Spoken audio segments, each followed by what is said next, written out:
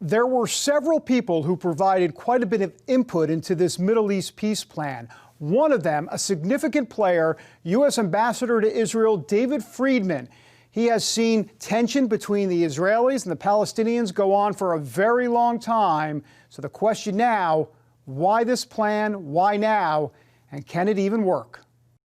What this plan does is it presents a hard offer to the Palestinians, the first they've ever received, the first time Israel's ever identified with specificity what are the territorial dimensions within which they're willing to live side by side with the Palestinian state. What are the terms under which they will accept a Palestinian state? What are the security protocols under which they will live next to a Palestinian state? So it's a really hard offer for the Palestinians.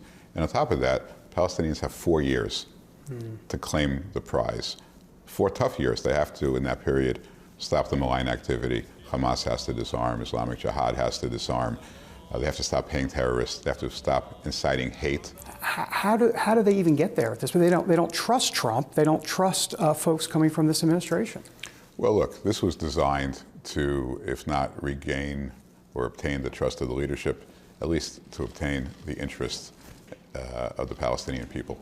Look, the leadership has failed the Palestinian people for generations. They've become pawns in larger conflicts, and the leadership has shown itself to be very adept at misdirecting the resources of the territory to their own pockets. And so the fact that they're not jumping for joy right now is not a great surprise to us, because they thrive. Their business plan is to continue to foment this hatred. But the people within the territories, they are suffering. As for evangelicals traveling to Israel, Friedman says there's good news in this proposed peace plan. Israel would have sovereignty over many historical biblical sites, which right now are hard to get to. Israel has not yet obtained sovereignty over those territories. If they do, and our plan contemplates that Israel will, you're talking about opening up the Bible, bringing it back to life in ways that I think your listeners could not have even have imagined. I mean, imagine just ease of travel under Israeli civilian autonomy, Hebron, Beit El, Shiloh.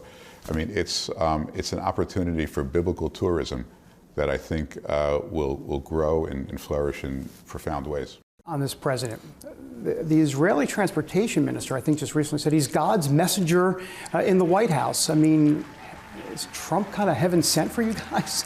Well, look, when it comes to events that transpire, whether it's with regard to Israel or anything else, I mean, I'm a believer. I believe that God runs the world.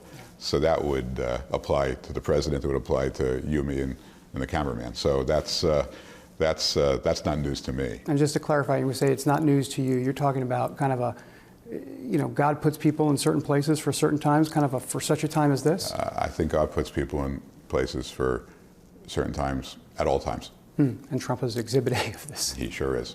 David Brody, CBN News.